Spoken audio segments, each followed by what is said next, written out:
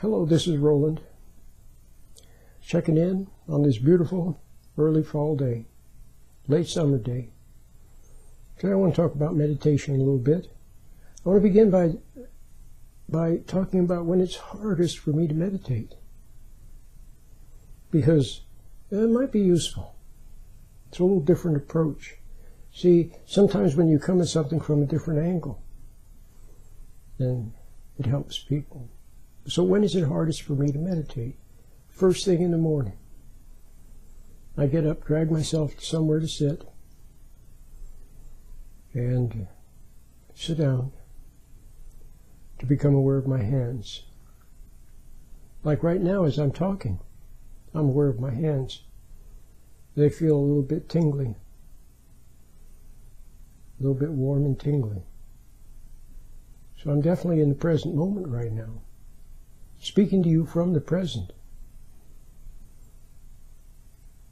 Well, in the morning, when I go to meditate, I sit down, become aware of my hands, and of course I close my eyes, look at the inside of my eyelids, at little patterns of light, little sparkly light, little glow of light, and observe thought. The thoughts rise up very quickly, and I observe them, instead of escaping into them. But they're very strong in the morning. Very strong. In the morning, after your body has rested, you wake up and you're ready to go. Your body's ready to go. And so pretty soon you sit there and immediately thoughts, what I'm going to do, where I'm going to go, things I want to say, things I want to do, and I observe them. But I can see there's a little tendency to get pulled into them. I get pulled in and I snap out. Then I'm back in the present again. Then another thought comes along and snatches me away, and then I pull back, and then I'm back in the present again. So I watch thoughts and snap out. Okay? Well, that's the meditation. Now, this might be something useful to tell you. Some people think, well, when I meditate, they think that I have to feel saintly or feel this glorious, wonderful peace, or feel elevated, or somehow do it perfectly. No. If you sit down with the intent of observing thought, being in the present, then the thoughts arise and they seek to pull you away, and you just observe them. But in the past you struggled with them. Either you fell into them and escaped into them, and then you drifted away on the dream boat with your fantasy thoughts. See, a lot of people, I was teaching a class this last Saturday, and the guy said that his biggest problem when he's out driving is daydreaming. He says it's the example I always give, but he said it himself. He said, I very often drive right past the exit I was supposed to take because I'm lost in thoughts. Well, I couldn't help but agree, but that's a big problem that people have, but at least he's aware of it. See, he's aware of it, which is very similar to standing back. Standing back and observing it, watching, see? So there's a big difference. I want to make that clear. If you sit down to meditate, and it's difficult, the thoughts keep trying to snatch you away, and it's a struggle of sorts, but it's not a struggle. In other words, there's no energy, there's no will, there's no resentment, there's no frustration. It pulls you away, and then you snap out, and you're back in the present again. See? Over and over. But here's the important thing. When you're back in the present again, a thought comes along, what you're going to do that day, and it pulls you away for a little while, 10 seconds or half a minute or whatever, and all of a sudden you realize that you've been snatched away, and then you're back in the present again. When you're back in the present again, you are close to the inner light. You're close to your intuition.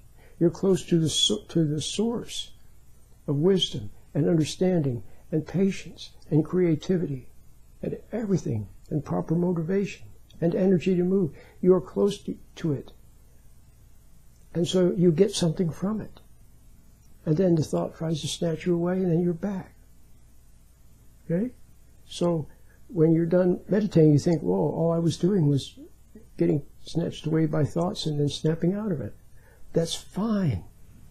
Okay? That's fine. So when else is it hard for me to meditate?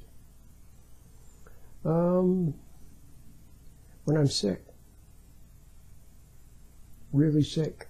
Then the thoughts, delirium, you know, like if you have a little fever or something, it's like they kind of tend to rise up and overwhelm. It makes it difficult to meditate. Okay. Another time that's difficult to meditate, and it surprises me, is overnight. There's a tendency to get lost in dreams. Well, that's okay when you fall asleep and you're asleep. But then when I wake up during the night, for some reason, just wake up and try to meditate. Sometimes I can do it okay, and other times it's not so easy. But I still do it anyway. Okay? It's the thought that counts, and the practice. Okay? The thought, and then doing it, even if it's imperfect. So the idea that you have to get it perfect, that's not a good idea. The idea that it can become a formula thing where you can automatically make it the same every time. No, it's different every time. So hopefully that might be a little bit helpful to you, because the idea, you see, is to come back to back to the present, to the presence in the present. So here I am talking, and I'm aware of my hands.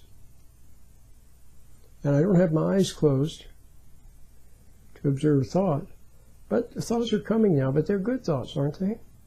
These are good thoughts, helpful thoughts, useful thoughts, positive thoughts. Okay? Not the usual drifting way in daydreams and fantasies and reliving the past and worrying about the future, not that usual stuff. Good thoughts. Okay, coming from the present. Well, I hope you enjoyed today's little talk. I'm going to stop right now. Keep this lecture under 10 minutes. Okay? My name is Roland.